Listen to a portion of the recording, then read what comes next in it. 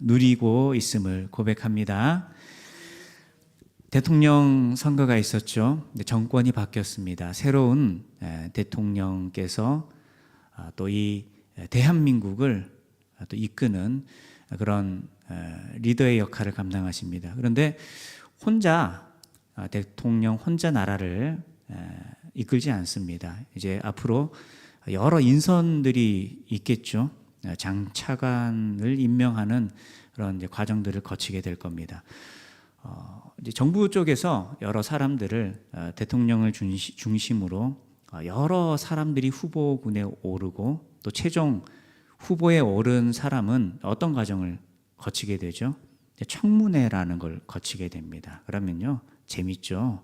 이제 여당 쪽에서는요, 이제 그 장관이 될 사람에게 이제 기대하는 것, 정책에 대한 점검, 뭐 그런 향후 나라를 위해서 어떤 일들을 할 것인가, 뭐 그런 좀 건설적인 이야기들을 많이 하죠. 그런데 이제 야당 쪽에서는요, 그 사람이 어떤 허물이 있는가, 이 사람이 왜 장관이 되어서는 안 되는가, 마치 그런 의도를 가진 것처럼 그 사람의 허물과 또 잘못된 일들 이제 하나하나 다 들추어내게 됩니다. 그러면 이제 그것을 보는 국민들이 생각을 하게 되겠죠. 저 사람이 장관이 되어야 하는 사람인가, 그럴 자격이 없는 사람인가, 그런 판단들도 하게 됩니다.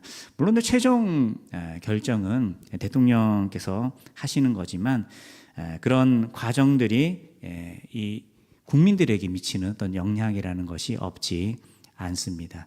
그런데요, 저와 여러분이 어느 한 사람을 두고서 저 사람이 대통령이 될 자격이 있나 없나, 장관이 될 자격이 있나 없나, 혹은 국회의원이, 시장이 될 자격이 있나 없나, 그래서 세세하게 잘 점검하고 확인하는 것은 참 중요한 겁니다. 그래서 내가 옳다라고 생각하는 사람에게 표를 주고 그렇지 않는 사람을 반대하기도 하겠죠.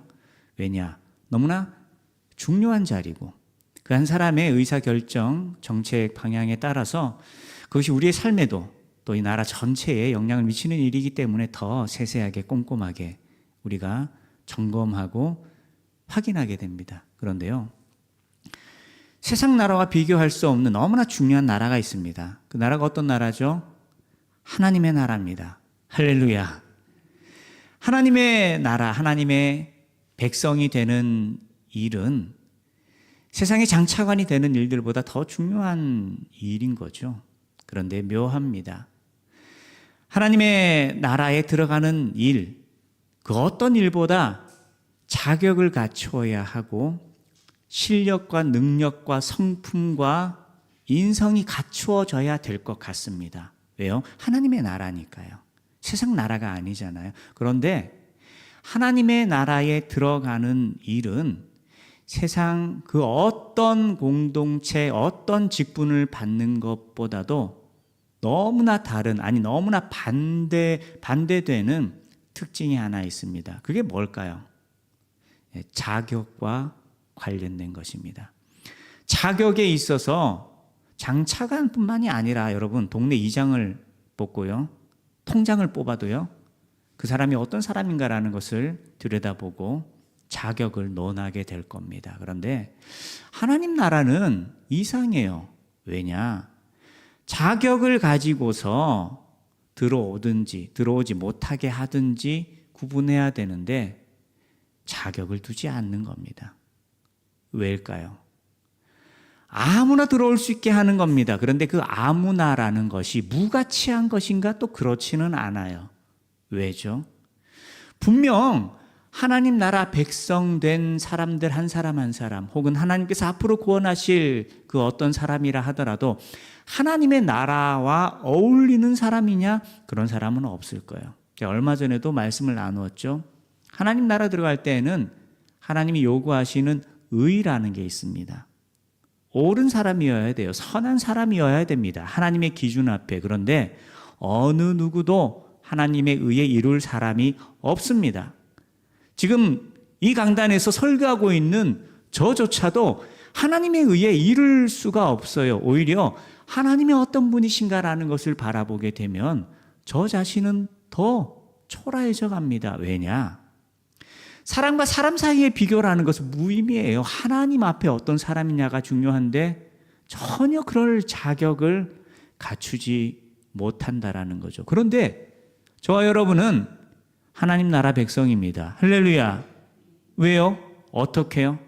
우리는 은혜 받고서도 하나님의 의에 도달할 수 있는 자격과 능력이 되지 않을 거예요. 그럼에도 불구하고 우리에게 하나님의 나라 백성 될 수 있는 자격이 주어졌습니다. 왜죠? 우리 대신 값을 치르신 분이 계시기 때문이에요. 우리를 치유하신 분이 계시기 때문입니다.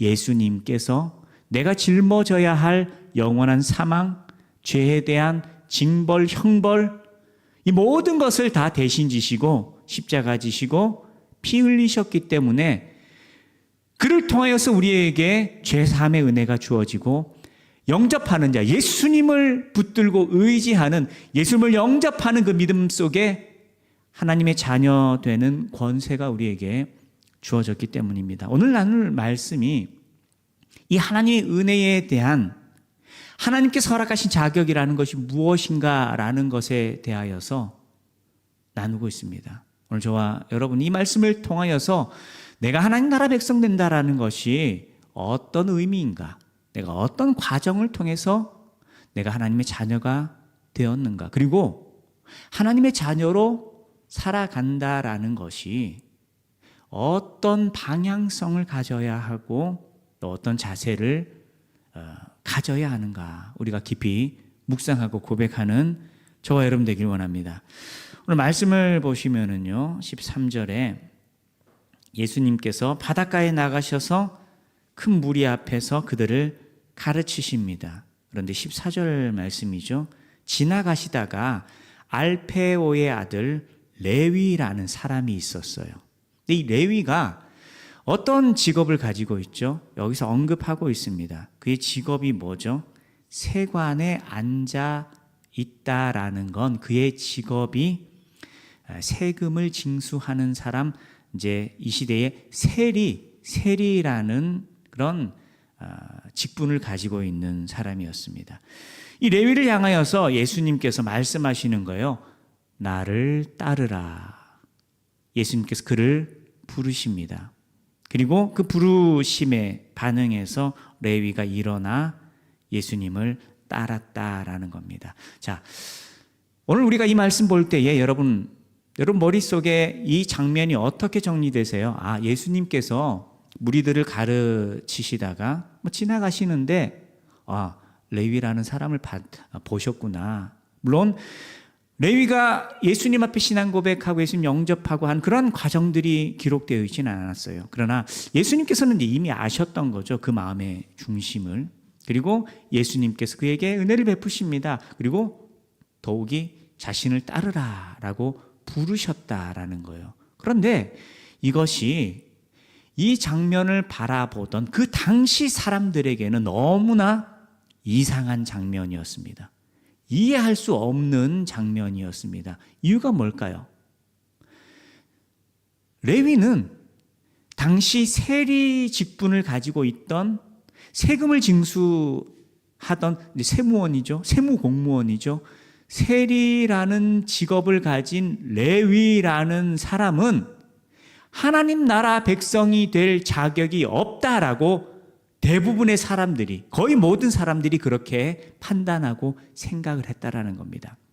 아니, 다른 사람들을 보고서 따르라라고 하신다면 뭔가 생각이 있으시겠지라고 어느 정도 그래도 그러려니 하며 반응할 수 있는데, 레위를 부르는 이 장면만큼은 그 당시 많은 사람들에게 납득이 되지 않는 장면이었다라는 거예요. 이해가 되지 않는 장면이었다라는 겁니다. 그래서 이후에 이 바리새인들이 예수님의 그 레위를 부르시는 모습을 보고서 못마땅해 하는 그런 마음, 그런 생각을 가지고 있었다라는 겁니다. 자, 그러면 이유가 뭘까요? 시대적 배경을 조금 이해해야 됩니다.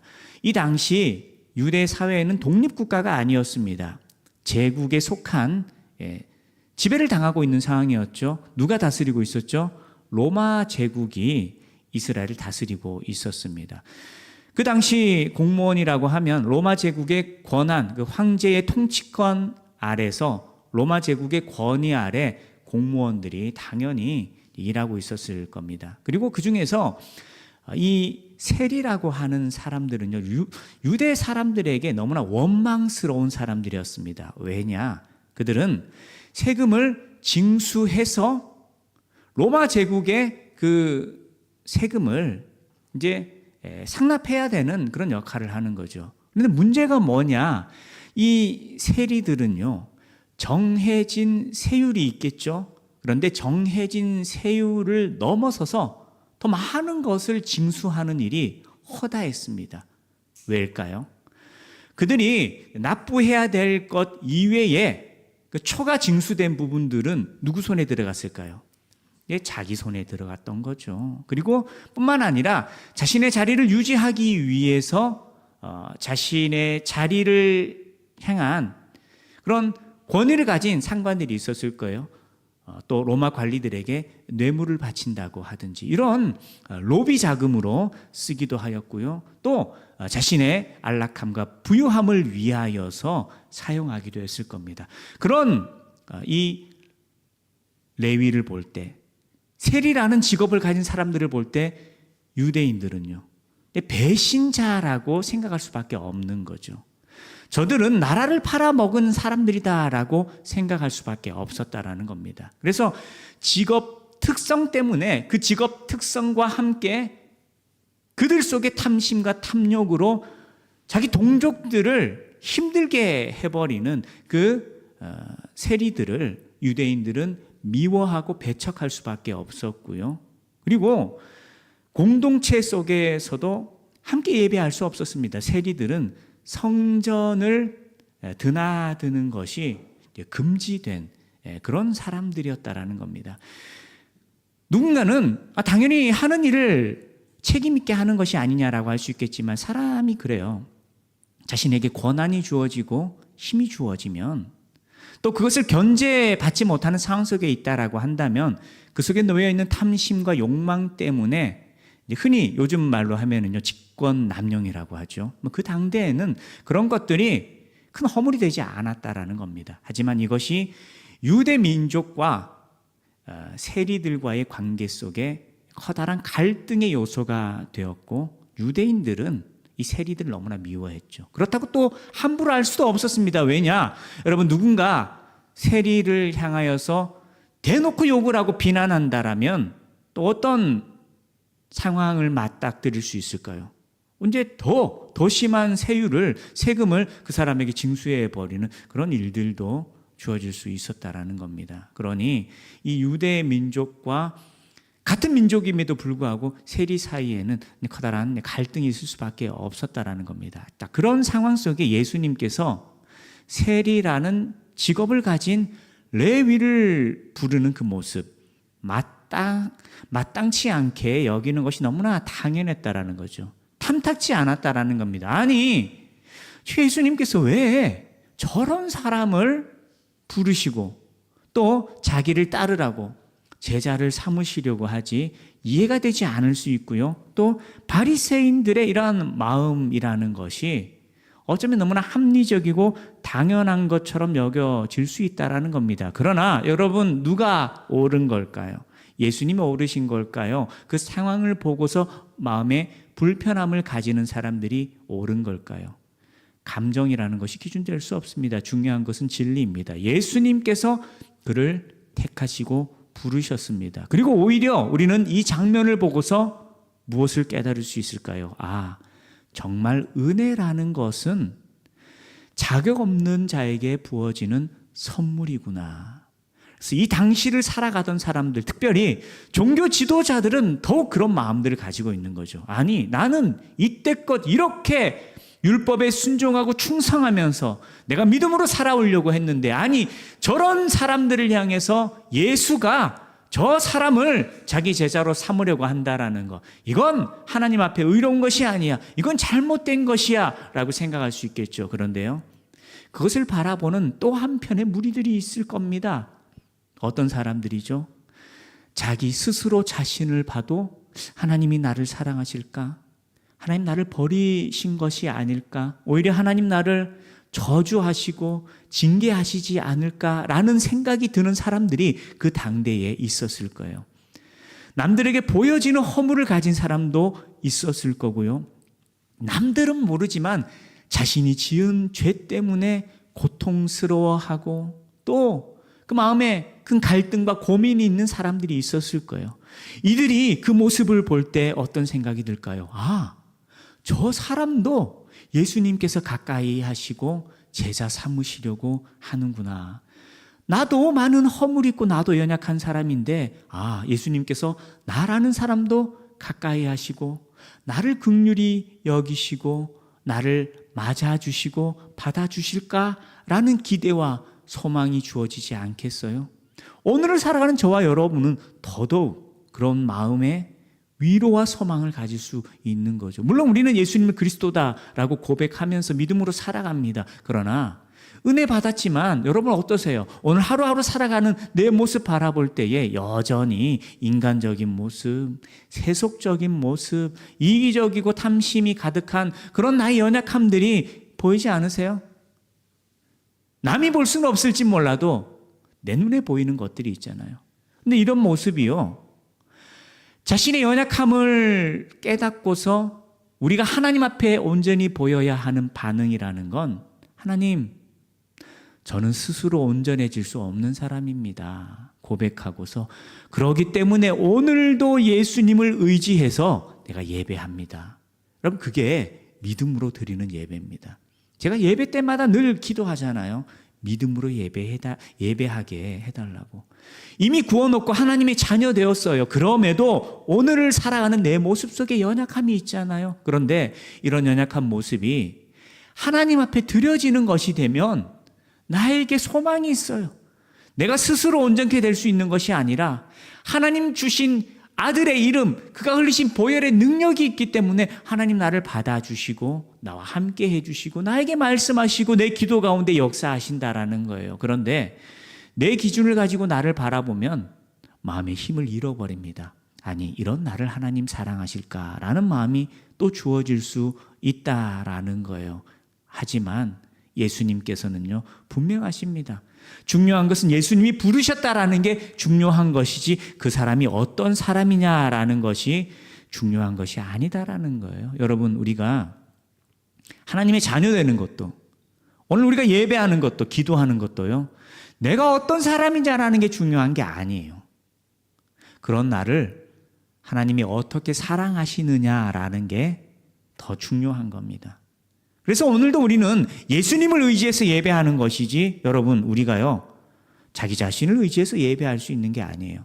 그런 생각을 가진 사람이 있는지 모르겠어요. 자신이 목회자라고, 내가 이렇게 기도하고 말씀을 전하고 전도하고 수고했으니까 하나님 나를 좀 좋게 봐주시고 하나님 나에게 남들보다 더 큰 축복을 주시겠지. 여러분, 그런 생각 가진 목회자들이 있는지 모르겠습니다만 그건 믿음 아닙니다. 오히려 교만함이고, 그가 얼마나 어떻게 헌신하고 수고했든지 하나님은요, 그 사람을 존중하지 않으세요.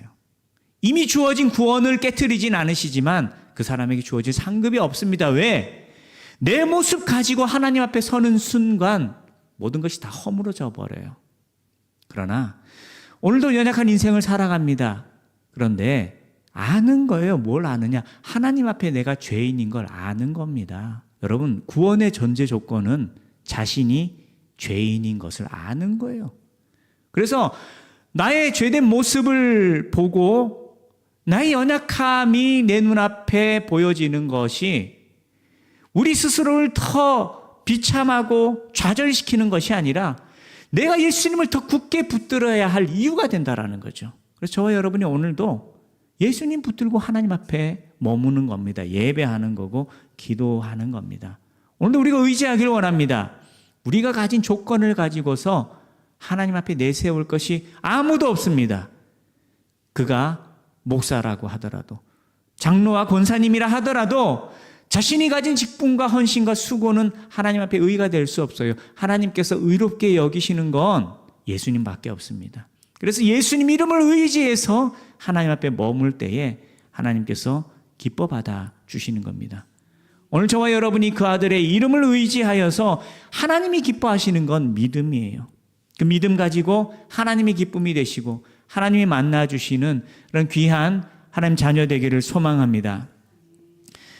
그래서 우리에게 중요한 거는요, 내가 어떤 사람이냐라는 것보다 그 은혜에 대한 반응이 더 중요한 거예요.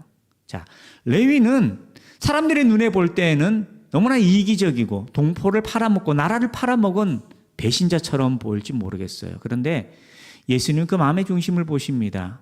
그리고 그에게 자신을 따르라라고 말씀하시죠. 레위는 그 예수님의 부르심에 즉각적으로 반응합니다. 일어나 예수님을 따랐다라고 기록하고 있죠. 레위가 예수님 앞에 믿음을 보인 거예요. 그리고 더 중요한 것은요, 이 부르심은 그저 하나님 나라 백성이 되는 그 부르심만이 아닙니다.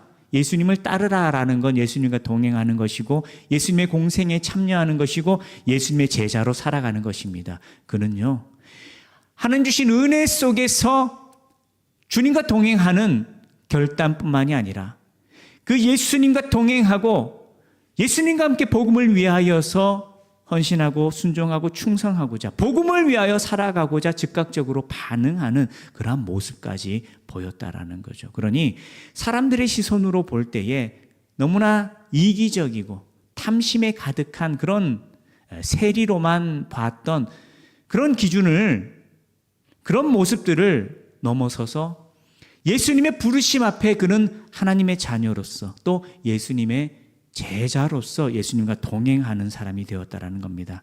오늘 저와 여러분에게도 필요한 믿음입니다. 먼저는 하나님께서 우리를 그의 아들로 그가 흘리신 보혈의 능력으로 우리를 부르실 때 아멘으로 화답해서 내가 예수님을 믿고 의지합니다 고백함을 통하여서 우리가 하나님의 자녀로 살아가는 믿음의 반응을 보이는 것 너무 중요합니다. 여러분, 선물 주는데 선물을 받지 않으면 내 것이 될 수 없죠.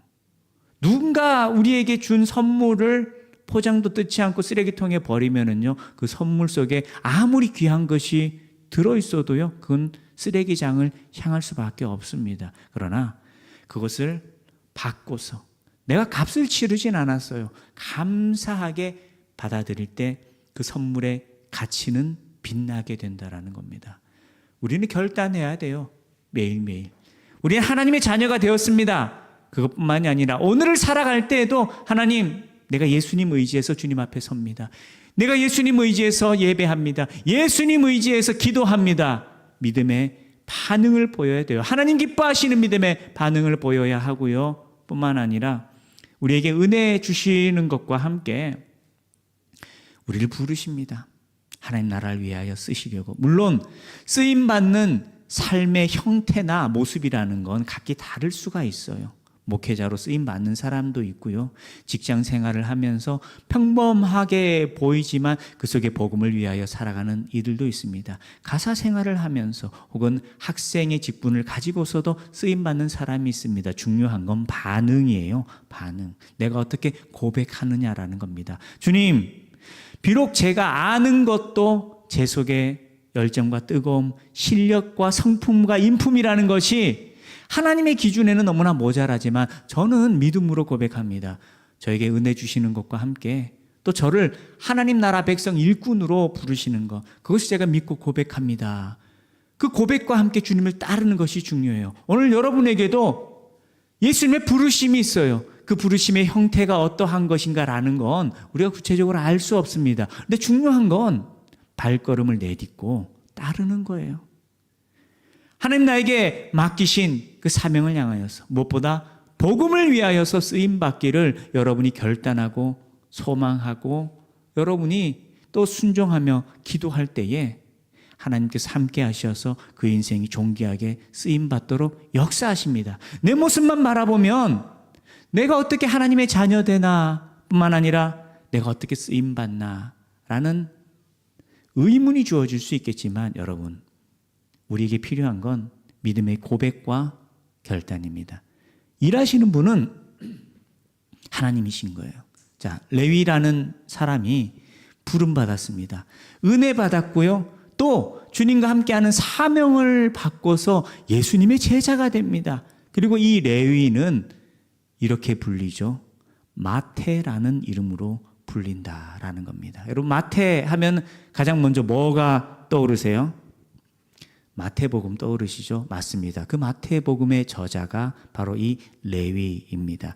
레위라는 이름은 히브리식 표기명이고요, 이름이고요. 그리고 마태는 이제 헬라어식 이름입니다. 레위는 연합된 자라는 뜻이 있고요. 또 레위 지파라는 그러한 의미를 담기도 합니다. 그런데 마태는요, 여호와의 선물이라고 하는 그런 의미를 가지고 있어요. 레위가 부름받았습니다. 하나님 주신 은혜의 선물을 받고서 제자로 살아갈 수 있는 귀한 축복을 누리면서 그는요, 예수님의 제자로서 예수님과 동행하는 삶을 살아가고요. 또 마태복음이라고 하는 너무나 귀한 복음서의 저자로서도 쓰임받게 됩니다. 누가 기대하고 예상할 수 있었을까요? 레위 스스로 자신의 그 미래를 예상할 수 있었을까요? 나는 그렇게 쓰임받을 만큼의 능력이 있는 사람이다라고 생각할 수 있었을까요? 아니, 상상도 하지 못했을 겁니다. 그러나 그가 어떤 생각과 상상을 하느냐가 중요한 게 아니에요. 예수님께서 그를 부르셨다는 게 중요하고요. 예수님의 방법대로 그를 쓰신 겁니다. 여러분, 제가 은혜 받고서 지금 이렇게 쓰임받을 거다라는 것을 제가 계산하고 예상했을까요? 아니요, 그렇지 않습니다.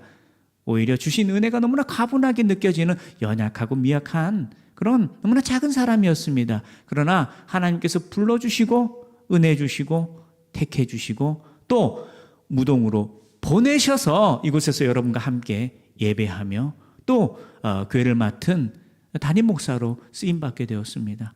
여러분의 삶 속에서도 하나님 동일하게 일하십니다. 직분은 다를 수 있어요. 그런데 중요한 거는요, 내 고백입니다. 하나님, 내가 어떤 방법으로 어떤 역할로 쓰임받을지 모르겠지만 하나님, 필요한 건 내 능력이 아니라 믿음의 고백이죠. 주님, 제가 어떻게 쓰임받을지 모르지만 나에게 주신 은혜와 함께 나에게 주신 말씀도 내가 믿음으로 붙듭니다. 나와 함께 하시고 나를 인도하여 주십시오. 여러분, 그런 믿음의 고백이, 믿음의 반응이 예수님께서 레위를 부르실 때 즉각적으로 예수님을 따랐던 그 레위의 믿음의 반응처럼 저와 여러분 가운데서도 아멘으로 화답하며 예수님을 따르는 저와 여러분이 되어서 여러분이 이 오늘 교회 가운데서 또 이 땅 가운데서 복음을 위하여서 주의 나라 영광 위하여서 존귀하게 쓰임받는 귀한 하나님의 자녀들, 주님의 일꾼들 되시기를 주님의 이름으로 축원합니다. 우리가 깨달아야 할 건 다른 게 아니에요.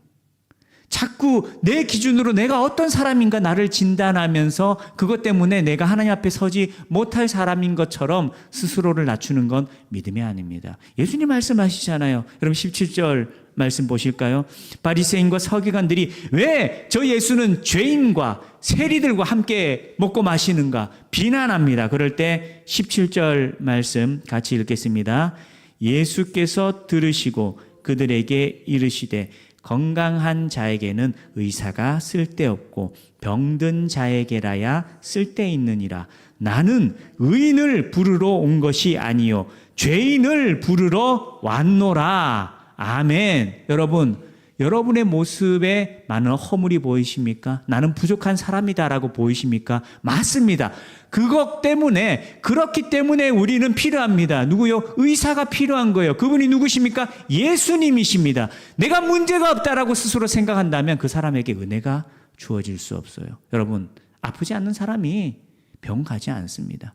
멀쩡하게 보이는 사람이라도 병원 가는 이유는요, 최소한 자기가 어떤 문제가 있느냐 점검 받아보려고, 나에게 문제가 있을 수 있다라는 가능성이 있기 때문에라도 가는 거지, 정말 자기가 아무 문제 없다라고 여기는 사람은 의사 만날 일이 없어요. 그러나 예수님은 아시죠? 우리가 병든 사람이라는 것을. 그리고 그렇기 때문에 예수님께서 우리를 치료하려고 하시고 우리와 함께하려 하신다라는 거죠. 여러분, 자기 자신을 보면서 자기 연약함, 부족함이 느껴진다면 고백해야 돼요. 아, 나에게 예수님이 필요하구나. 그리고요, 우리가 구원론을 논할 때 인간론의 핵심적인 부분 잠깐 나누었죠. 모든 사람은 죄인이다라는 거예요. 여러분, 그게 너무나 당연한 건데요, 너무나 귀한 겁니다. 이 세상에 많은 사람들은요, 자신이 죄인이다라는 것을 깨닫지 못해요. 자신에게 병이 있다라는 걸 모르니까 예수님께 나아가지 않습니다. 그러나 저와 여러분은 압니다. 우리가 은혜 없이 살 수 없다라는 걸. 내가 병든 사람이다라는 것을 고백하기 때문에 예수님 찾을 수 있어요. 거꾸로 말하면 축복인 거예요. 내가 완전하지 않다라는 것, 내가 의롭지 않다라는 것, 내가 선한 사람이 아니다라는 것을 아는 것이 그게 축복입니다. 그게 하나님 주신 은혜입니다. 그리고 그런 고백과 함께 예수님을 붙드는 겁니다. 하나님께서 우리를 받아주시고요. 그리고 그럴 자격이 또 없는 것 같은데 우리에게 나는 멀쩡하고 능력 있고 스스로 살아가는 사람이 아니라 나를 의지하는 믿음을 가진 사람을 통해서 내 나라를 세워가고 싶어. 그렇게 하나님께서 뜻하시고 우리를 부르십니다. 우리가 무능하기 때문에, 우리가 무지하기 때문에, 연약하기 때문에 우리를 부르세요. 그래야 뭐가 나타나죠? 하나님의 영광이 나타나는 겁니다. 쓰임 받을 만한 이유가 있다라고 하는 사람들은요, 하나님의 영광이 안 나타나요. 오히려 교만함만 드러날 뿐입니다. 그러니 저와 여러분이 믿음으로 영접하고 받아들이길 원합니다. 예수님께서 나의 구원자가 되신다라는 것을 우리가 영접하여서 받아들여서 믿음으로 고백하고 또 그가 우리의 주인 되신다. 즉 우리는 그를 섬기며 살아가야 되고 그의 일꾼으로 살아가야 된다. 우리에게 주어진 직분이 있고 우리에게 주어진 책임이 있고 사명이 있다라는 것을 고백하면서 그의 제자, 그의 일꾼으로 예수님과 동행하면서 우리는 부족하지만 그런 부족한 한 사람 한 사람의 믿음을 통하여서 일하시는 하나님, 그 믿음을 통하여 일하시며 자신의 영광을 드러내시는 하나님, 그 하나님의 행하시는 일들 앞에 저와 여러분이 아멘으로 고백하고 순종하며 주님 따를 수 있기를 주님의 이름으로 축복합니다. 할렐루야. 이 시간 들은 말씀 기억하시면서 우리 한번 기도하시겠습니다. 주님, 믿음으로 예수님을 의지합니다. 우린 연약합니다. 그러나 우리에게 허락된 그 아들의 이름을 의지하여서 오늘도 예배하고 기도합니다. 또 고백합니다. 주님, 우리에게 말씀이 주어지고 복음을 위하여서 우리가 주님을 따르기를 주님 원하시고 우리를 부르신다라는 것 우리가 고백하면서 우리가 순종하며 충성하며 복음의 일꾼으로 쓰임받도록 함께하여 주시옵소서. 같이 주여 부르시며 기도하시겠습니다. 주여 하나님 아버지, 하나님 아버지 은혜를 감사합니다. 죄인된 병든 우리를 긍휼히 여기시고 사랑하시어서 그 아들을 허락하여 주시고 예수님을 의지하여서 하나님 주의 자녀 되게 하시고 또 너무나 연약하고 부족한 우리이지만